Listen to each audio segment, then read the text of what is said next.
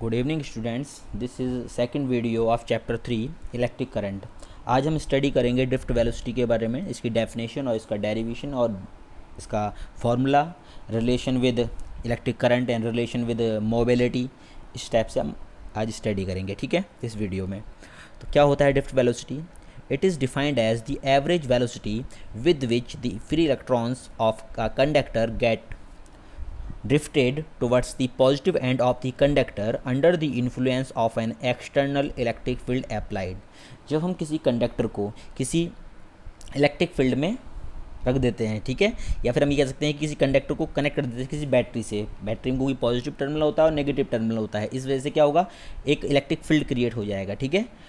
और जितने भी इलेक्ट्रॉन्स हैं कंडक्टर में, ये पॉजिटिव टर्मिनल है कंडक्टर का, ये नेगेटिव टर्मिनल हो गया, ठीक है, क्योंकि हमने एक बैटरी से कनेक्ट कर रखा है इसको। तो जितने भी इलेक्ट्रॉन्स हैं, फ्री इलेक्ट्रॉन्स, वो सभी क्या होंगे, पॉजिटिव टर्मिनल की ओर ड्रिफ्ट करेंगे एक एवरेज वेलोसिटी से, ठीक है। उस एवरेज वेलोसिटी को हम कहते हैं ड्रिफ्ट वेलोसिटी ऑफ इलेक्ट्रॉन्स। और इसकी जो वैल्यू होती है ड्रिफ्ट वेलोसिटी की वैल्यू, वो होती है लगभग 10⁻⁻⁴ मीटर पर सेकेंड। बहुत कम होती है, 10⁻⁻⁴ मीटर पर सेकेंड, ओके। तो इसका डेरिवेशन करते हैं। अब ये डायग्राम देखते हैं। इसमें हमने एक कंडक्टर लिया है, ये पूरा एक कंडक्टर है। इसको हमने एक बैटरी से कनेक्ट किया है। बैटरी में एक पॉजिटिव टर्मिनल होता है, एक नेगेटिव टर्मिनल। जो बड़ी प्लेट होती है, लंबी प्लेट होती है, वो पॉजिटिव, और जो छोटी प्लेट होती है वो नेगेटिव, ओके। और यहाँ पे फिर इलेक्ट्रिक फील्ड की डायरेक्शन शो किया है, क्योंकि पॉजिटिव टर्मिनल ये है, नेगेटिव टर्मिनल ये है, तो इलेक्ट्रिक फील्ड की डायरेक्शन क्या होगी, फ्रॉम लेफ्ट टू राइट। और जो फ्री इलेक्ट्रॉन से मूव कैसे करेंगे, right to left. Free electrons की डायरेक्शन ये होगी और जो इलेक्ट्रिक फील्ड की डायरेक्शन है वो ये होगी, okay. Let capital E is the strength of the applied electric field, then the force on electrons due to applied field is, क्योंकि फोर्स का फॉर्मूला क्या होता है, force on a charge placed in electric field, F is equal to q E. क्योंकि यहाँ पे charge Q की जगह क्या है, E है, तो यहाँ फॉर्मूला हो जाएगा F is equal to E E, where E is the charge on electron. If m is the mass of the electron, then acceleration produced is given by, अगर हम इलेक्ट्रॉन का मास m मान लें, ठीक है, क्योंकि हमारा f की वैल्यू भी कितनी आई, f इज इक्वल टू हमारा आया ई ई, ओके। तो हमने f को क्या लिख दिया है, m में, where m is the mass of the electron and a is the acceleration produced in the electron, and we get a is equal to E E upon m, okay. या यहाँ पे देख सकते हैं आप, a is equal to E E upon M.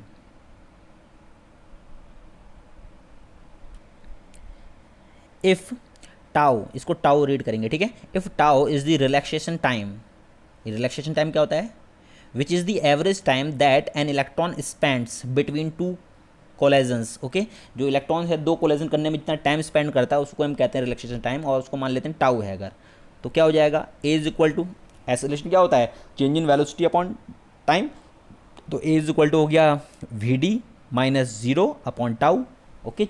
Final velocity minus initial velocity upon time. तो time क्या है, रिलैक्सेशन टाइम। फाइनल वेलोसिटी क्या है, ड्रिफ्ट वेलोसिटी, और इनिशियल वेलोसिटी जीरो मान ले रहे हैं हम इसमें, ठीक है। तो यहाँ से अगर a की वैल्यू निकालेंगे तो a की वैल्यू कितनी आ जाएगी, यहाँ से अगर a की वैल्यू निकालेंगे तो a की वैल्यू आएगी a is equal to V D क्या है यहाँ पे, drift velocity of electron upon tau. यहाँ से वी डी की वैल्यू निकालते हैं तो V D is equal to कितना हो जाएगा, V D is equal to A into tau, okay. तो हमारा यहाँ पे आ गया V D is equal to A into tau.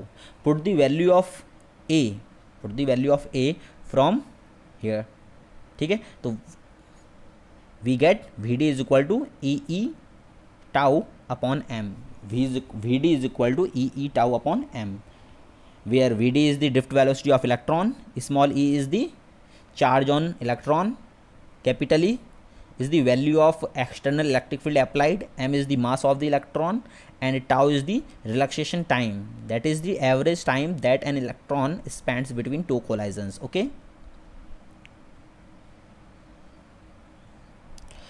अब ये रिलैक्सेशन टाइम की वैल्यू कैसे फाइंड करते हैं, या फिर इसकी वैल्यू कितनी होती है, okay. The average relaxation time tau is of the order of 10⁻⁻14 second. तो जो रिलैक्सेशन टाइम की वैल्यू होती है वो लगभग होती है 10⁻⁻14 सेकेंड के इक्वल, ठीक है। या इतनी अप्रॉक्स इतनी होती है रिलैक्सेशन टाइम की जो वैल्यू होती है फॉर इलेक्ट्रॉन 10⁻⁻14 सेकेंड, ये ऐसे होती है। और इसकी जो फॉर्मूला होता है, अगर फॉर्मूला हम यूज़ करते हैं रिलैक्सेशन टाइम निकालने का, तो average relaxation time is equal to mean free path of electron upon drift speed of electron. Mean free path of electron क्या है? द पाथ फॉलोड बाय, या total length of the path between two collisions of electron, कि जो electron दो collision करेगा उसमें जो total length cover करेगा वो, ठीक है, वही है mean free path of electron.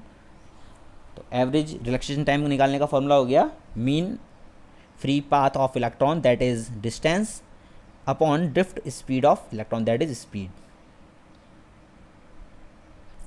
Next topic is mobility. Mobility, ठीक है, डिनोटेड बाय म्यू। इसको म्यू से रिप्रेजेंट करते हैं, स्मॉल यू की तरह होता है ये mu, Greek alphabet. Mobility of charge carriers, charge carriers की होती है मोबिलिटी, ओके।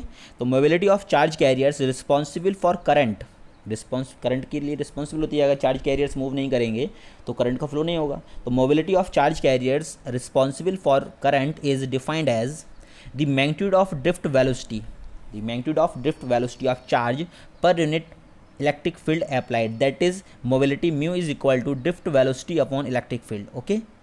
तो यहाँ से अगर ड्रिफ्ट मोबिलिटी की फॉर्मूला आ जाएगा mu is equal to drift velocity that is V D upon electric field means capital ई। तो V D upon E, mu is equal to V D upon E. तो first formula हमारा mu is equal to V D upon E हो गया। Second formula अगर हम करें तो V D की वैल्यू पुट कर देते हैं। वी डी की वैल्यू कितनी थी आई थी हमारी? वी डी की वैल्यू आई थी हमारी ई टाउ अपॉन एम, ओके। तो यहाँ पे इसकी वैल्यू रख देते हैं, तो कितना हो जाएगा? वी डी की वैल्यू अगर हम रखेंगे तो ई से ई कैंसिल हो जाएगा और हमारा जो फॉर्मूला बचेगा वो बचेगा, फॉर्मूला बचेगा वो हो जाएगा ई टाउ अपॉन ई। तो ई से ई कैंसिल हो जाएगा और यहाँ पे बचेगा Q tau upon M, Q tau upon M. यहाँ पे ई को हमने क्यू रख दिया है, ठीक है। मोबिलिटी ऑफ इलेक्ट्रॉन्स की अगर बात करते हैं तो म्यू ई से रिप्रेजेंट कर दिया है इसको, और यहाँ पे हमने क्यू की वैल्यू कितनी रख दी? ई।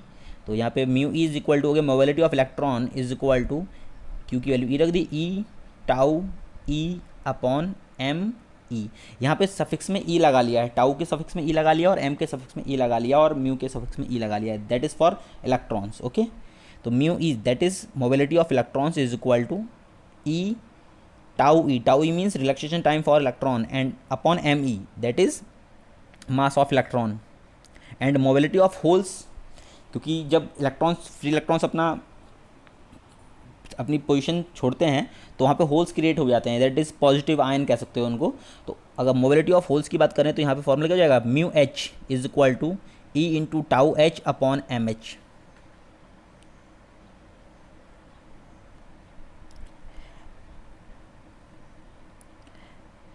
ऐसा unit of mobility is meter square per volt second, okay. यहाँ से वो वी डी अपॉन ई जो फॉर्मूला है mu is equal to V D upon E, इस फॉर्मूले से हम निकाल सकते हैं इसकी ऐसा unit. And remember the mobility of electrons is greater than the mobility of holes, यानी कि जो इलेक्ट्रॉन्स की मोबिलिटी होती है वो होल से ज़्यादा होती है। क्यों होती है? Because the electrons are free to move anywhere inside the conductor. जो फ्री इलेक्ट्रॉन्स होते हैं कंडक्टर अंदर कहीं भी घूम सकते हैं, while the holes move from bond to bond, लेकिन जो होल्स होते हैं वो बॉन्ड टू बॉन्ड ही मूव करते हैं, क्योंकि जहाँ पे इलेक्ट्रॉन हटेगा वहीं पे होल बनेगा, ठीक है। तो ये लिमिटेशन है, तो इस वजह से mobility of electrons is greater then mobility of holes, ये होता है, याद रखना। Mu is greater then mu H, mobility of holes. तो आज की वीडियो में इतना ही। नेक्स्ट हम जो स्टडी करेंगे वो होगा relation between drift velocity and electric current.